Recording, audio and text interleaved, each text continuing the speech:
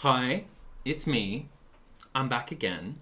We're doing another video this week, and I'm going to title this video My Coming Out Story. But evidently, it's a lot more than that. It's going to be my experience through high school from years 7 to 12. The interesting points that happened to me in my queer journey, and I have a lot of things to say about it. So we'll just get right into it. Year 7 was an interesting year for me, and I think a lot of people in general. I always get asked the question, when did you know? How did you know? When did you know? When did you know? When did you know? When did you know? When did you know? How do you know? How did you know? And the response that I always give to that question is very, very easy. It was year 7, I had just started high school, and at the start of every year in Australia, they have the swimming carnival because it's still summer. And I remember walking to line up for my race in the swimming carnival, and I saw a bunch of year 12 boys all lined up on the diving podiums in Speedos. And my brain was like, hey, that's really interesting. And I was like, oh yeah, that's really interesting. I like that. And that's the easiest answer that I can give to how and when did you know. It was year 7 swimming carnival, period. I don't really remember a whole lot more about year 7 because it's kind of a blur from the past. But I do remember 2 more specific things. I had a lot of feelings and emotions towards guys that I would instantly regret and feel guilty and ashamed of. A clear moment for me is one morning, I remember sitting on a bench with my group of friends, and I was looking over at a bunch of year 12, 11 boys, I think playing handball or something. And I found a lot of them quite attractive. And I remember just feeling so guilty and ashamed of being asked, and asking myself an internal thought, why am I like this? Why do I like that? I shouldn't like that. It's wrong. And the other story that I specifically remember is in my homeroom, we had a program that was like a mentorship for year 7ers specifically. So someone from year 10, 11, or 12 would pair up with a new year 7 kid and kind of help them with understanding how high school sort of worked. So where classes were, how classes worked, how you asked to go to the bathroom, these sort of questions. So it was students passing down etiquette rather than teachers sort of explaining it to you. The guy that I got paired up with was, oh my god, the most stunning person in the room. And I remember having a massive crush on him in year 7 and feeling really guilty and ashamed of that. Overall, that was my year 7 experience. It's just having a lot of emotions and feelings for guys and not really knowing how to deal with them, and kind of just feeling like it's wrong because society at the time, right? It is definitely when I knew something was up, was feeling things, and didn't know how to deal with them.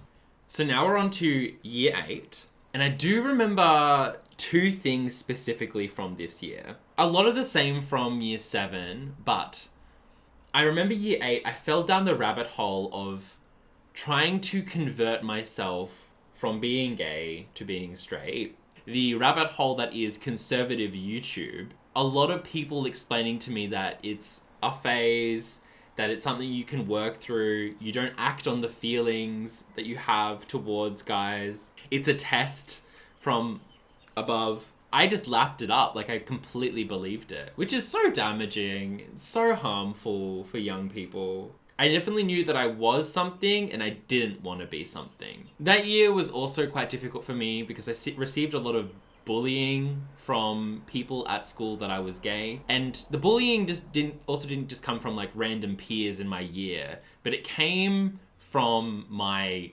close group of friends. I'll probably clarify, but each person in our group had a specific joke about them.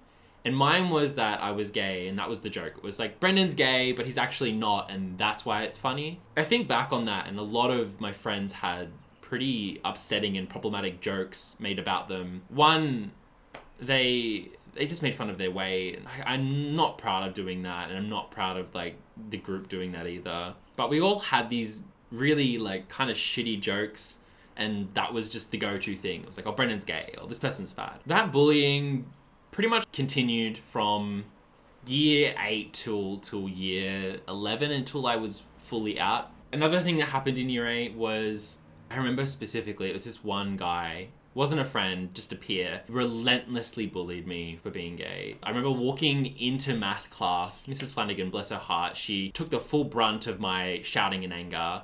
But I was like, I'm tired of you making fun of me for being gay. Like, fully just exploded coming into a classroom. And the guy was like, oh, like, calm down, like, chill, it was just a joke. She dealt with him and he stopped bullying me for being gay exactly after that point. So I'm very glad that I stood up for myself then and there. Oh my God. You know what's funny is I think the same guy who bullied me relentlessly, that peer, was also actually gay. I think he actually came out like just after high school. Gays bullying gays.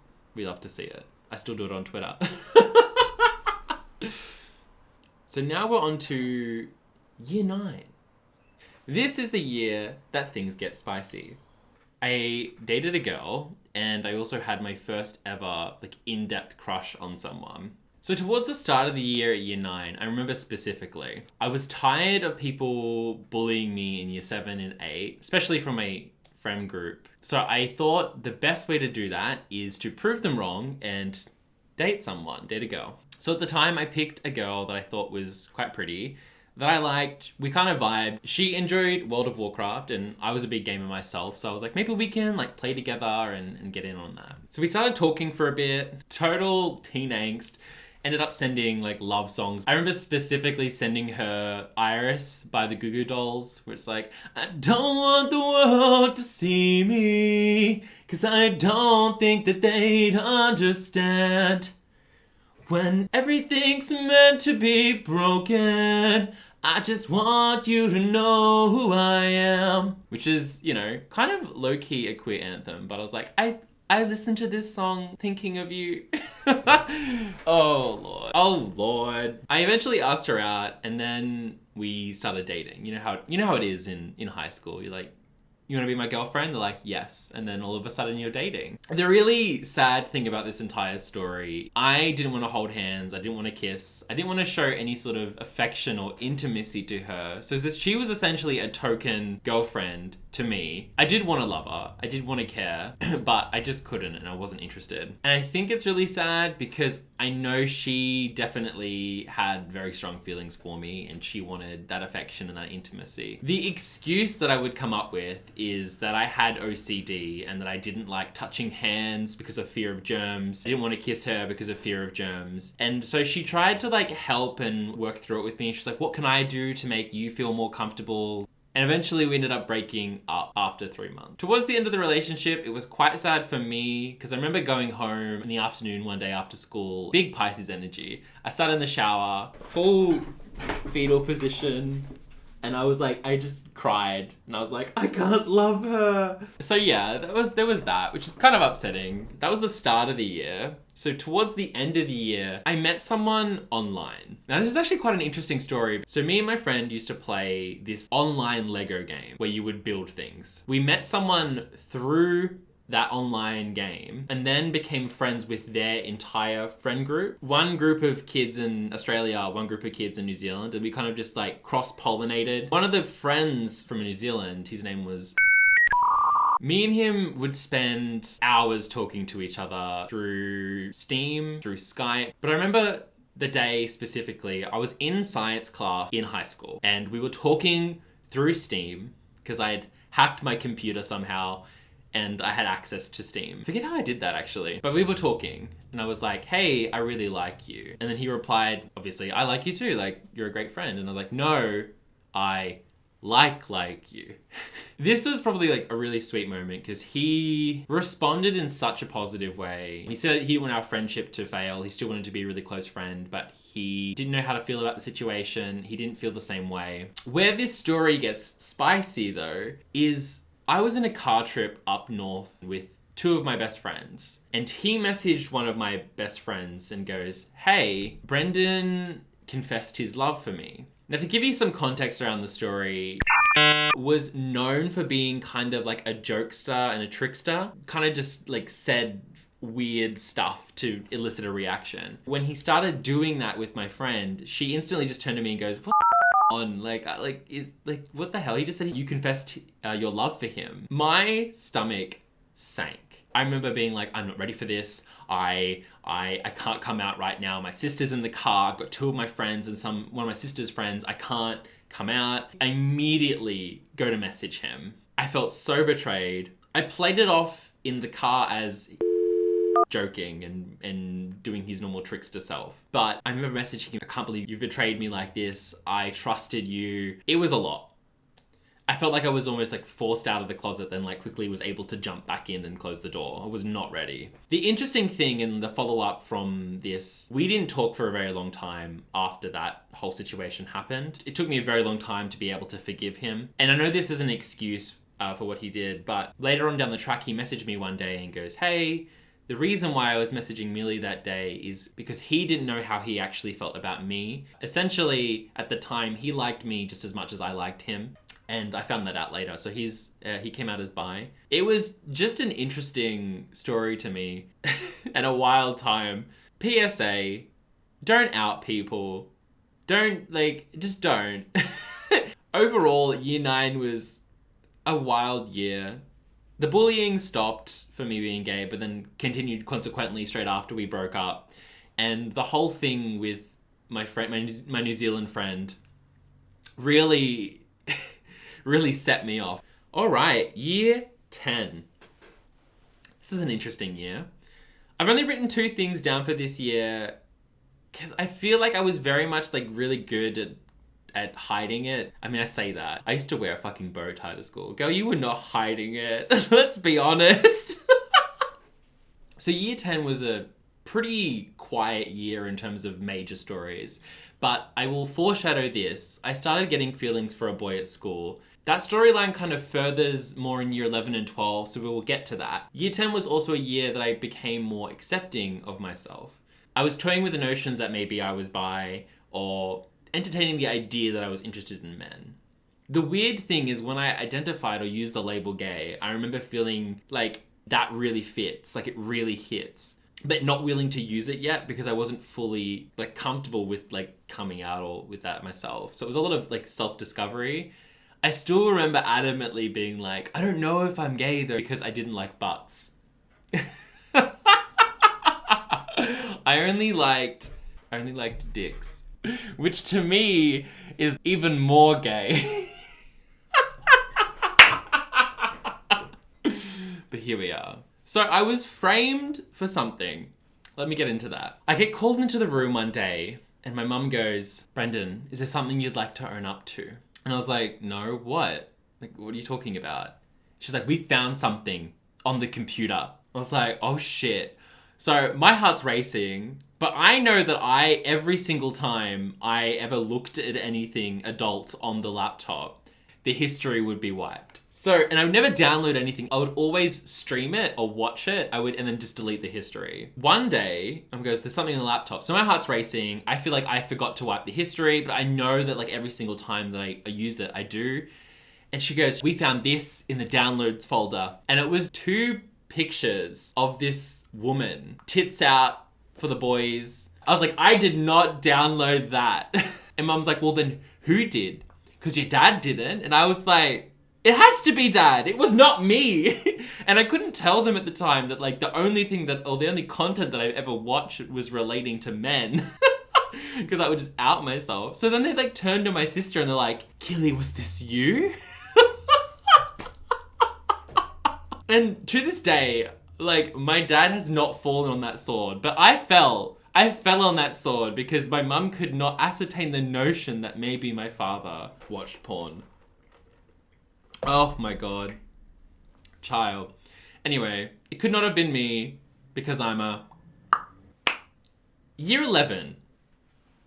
This is the year that I actually come out to family, friends, close friends. Ooh, the story that started it all. So I believe at the start of the year, I was heavily involved with Tumblr, and that helped me with my identity quite a bit. I was coming to terms with the fact that I was gay and more accepting of myself for that. Good on Tumblr, honestly. It was a pretty positive site, especially when you're a teenager, kind of just discovering yourself, because there's just so many positive voices on there. I think it was like a lot of 20-year-olds sort of coming to terms with their sexuality. So seeing them talk about it was also really beneficial for me. But I came out to 2 of my closest friends, and that was it. And I was like, do not tell anyone, and they didn't. In Australia, we have a high school certificate, which you get when you complete years 11 and 12. So you do a final exam sort of system. And one of the requirements of that is that you have a narrative story that you write as a part of your English essay. But the narrative had to be about belonging. And I thought I was being really edgy, hip, and cool.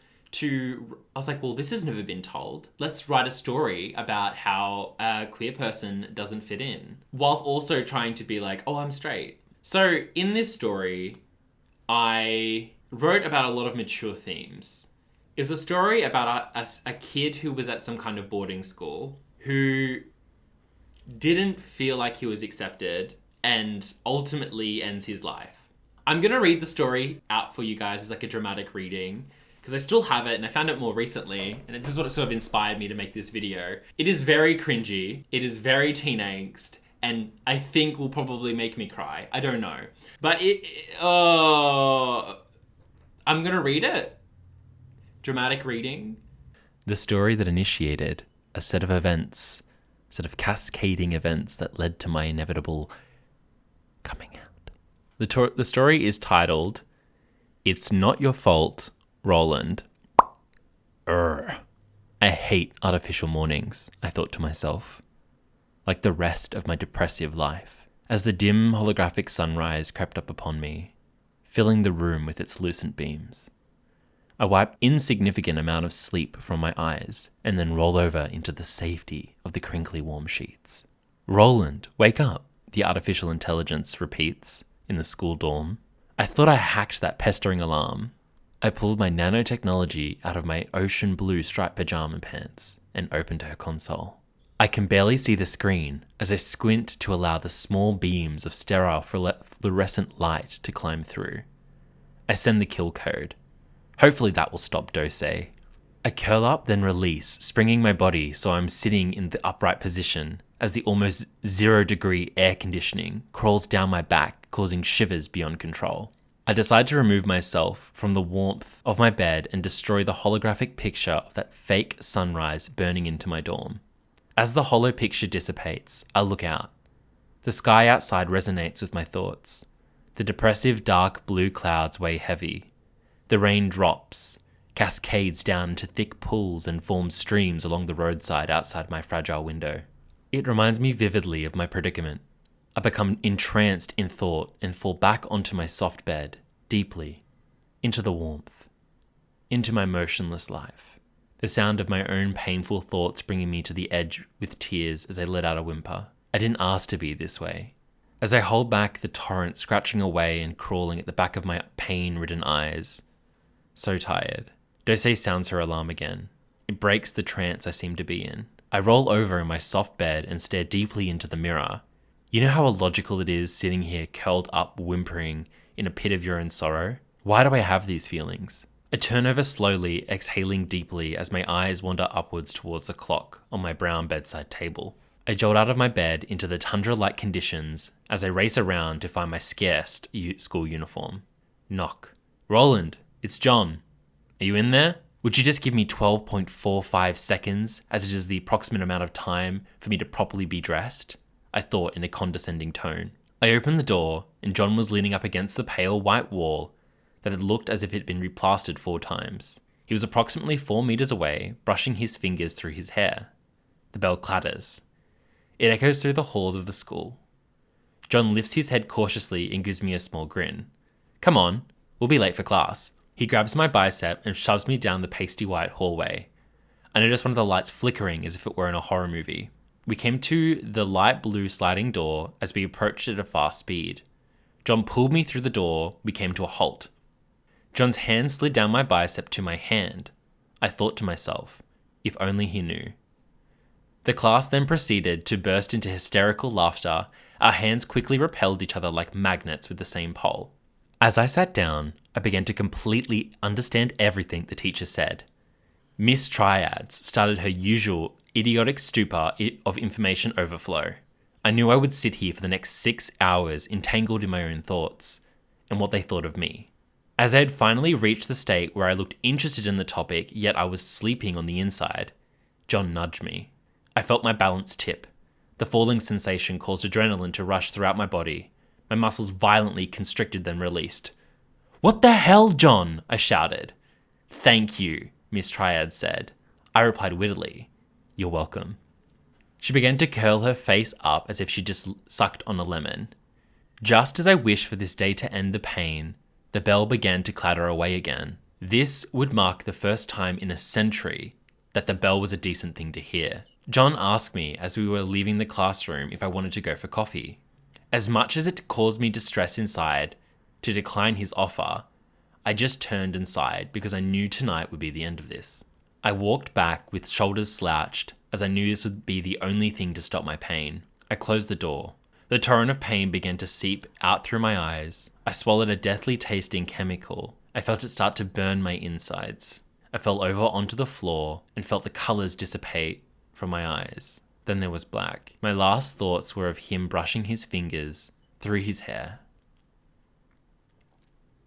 I saw those blinding white lights once again. I felt a sharp pain as if someone had stuck a needle in my arm, just below my bicep. The color began to brightly fill my eyes as my sight steadily came back. I saw a room of what seemed to be a hospital, so white, so sterile. I saw an envelope placed softly on my bed entitled "I love you." I began to open the white envelope. A letter on crinkled soft white paper was inside. It brought me to tears as my face became red and flustered. I looked across the room as I noticed him. I saw John curled up in a chair. He had a black wool blanket protecting him from the freezing air conditioning. He seemed to be sleeping. I let out a moan. I felt weak as salty clear water dripped from my eyes. I yelled out his name. John looked up, slowly, his eyes reddened and bloodshot with pain. "Roland!" He ran across the room and grabbed my hand to squeeze tight. I leant up to his ear and whispered quietly, "I love you too." He wrapped his arms around me and kissed my forehead, slowly putting me back down. I know. Oh God, that's a nightmare.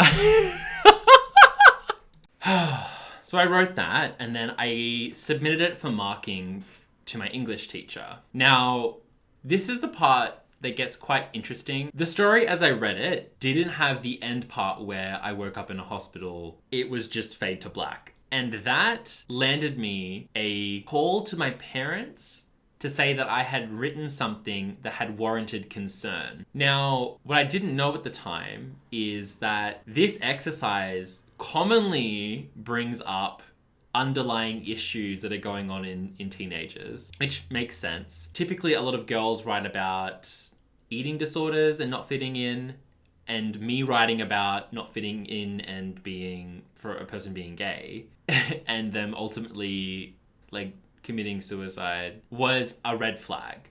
I mean, as an adult looking on that would be a red flag for me as well. So from this, I revealed that I had depression. So after my parents recalled, when I got home from school, they were like, "Your teacher said you wrote something really worrying. What did you write? We want to know." And they were very, very like, what? All I revealed from this whole thing is that I was depressed and that I wanted to write about my depression, but also they were tired of hearing typical stories of teenage kids not fitting in or not belonging. So I was like, why not twist it up and write one about a queer kid?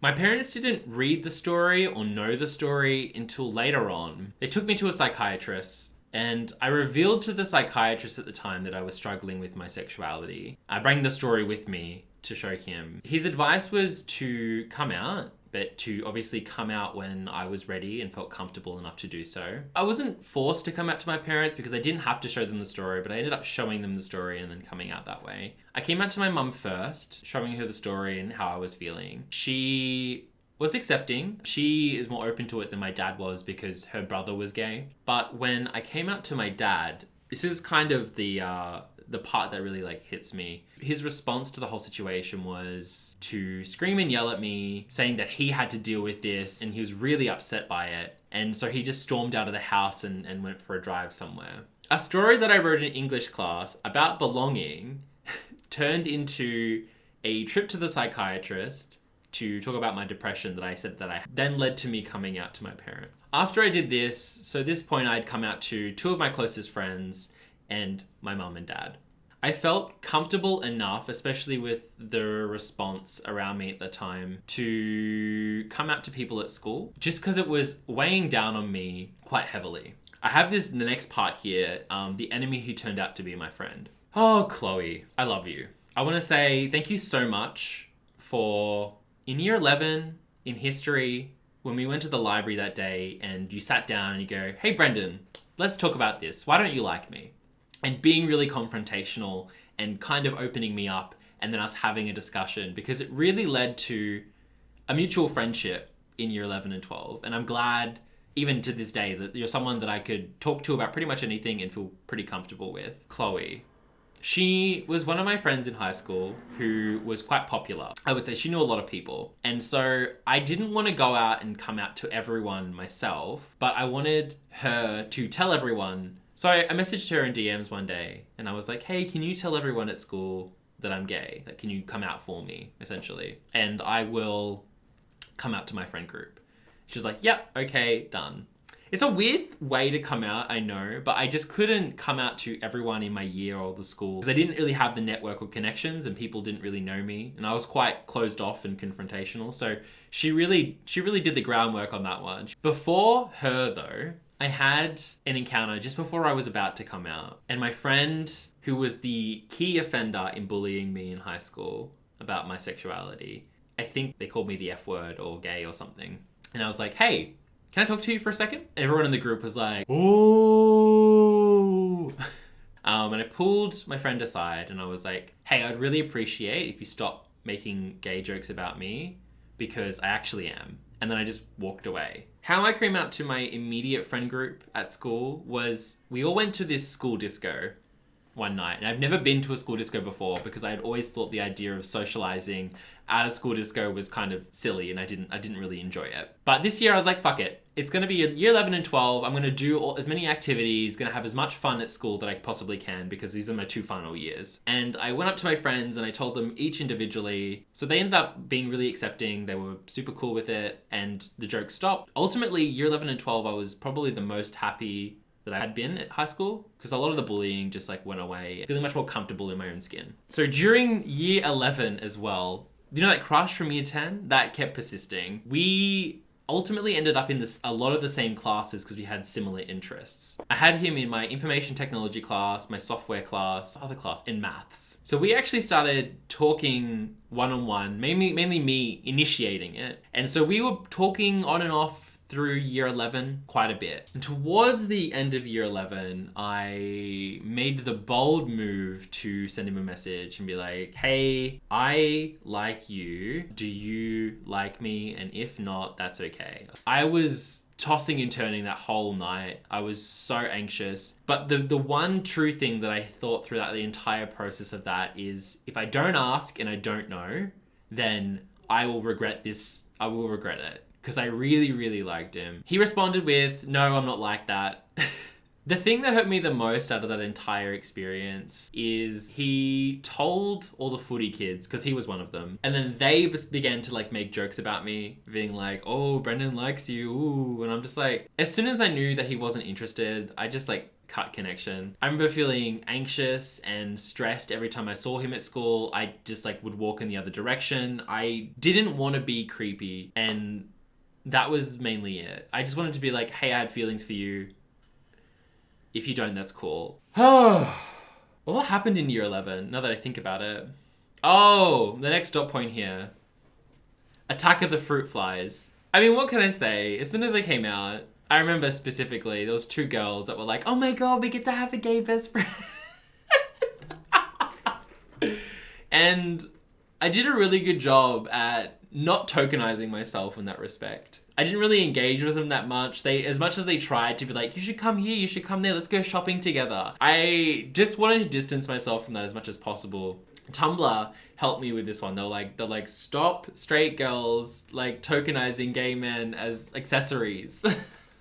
Year 12, a whole lot didn't happen other than me being kind of sad and depressed that I didn't magically have a boyfriend. that was kind of an interesting thing for me because as soon as I'd come out, I expected that I would find a relationship. Very happy I didn't, by the way. I really needed to work on my emotions, and high school love is so manic. I just remember that entire year being like, oh, just because I came out doesn't mean I instantly will find someone else. And I think I was probably the only like gay person at school. In conclusion, that's kind of the end of the video. I went through most of the interesting stories that happened to me, from getting outed and going back into the closet, from finding out that he was bi later on, from being bullied and standing up for myself, for writing a story in my English class that led to me getting a call from the school to my parents that I had something going on, to then me revealing that I had depression, to a psychiatrist trip, to revealing that I was gay, and then consequently coming out. Funny tidbit that I'll add on this. 1, I should not have been on Grindr when I was that age, but I was. And 2, I saw my psychiatrist on that app, and that has scarred me to this day. But that is consequently my coming out story, in a sense.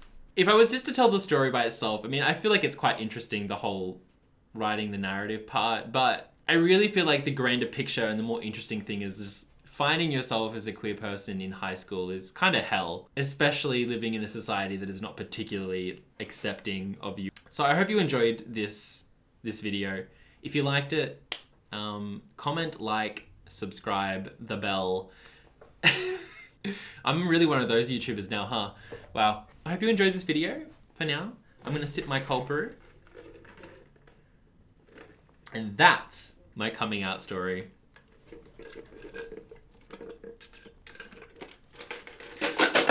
Oh god, there's water everywhere. Cut the camera.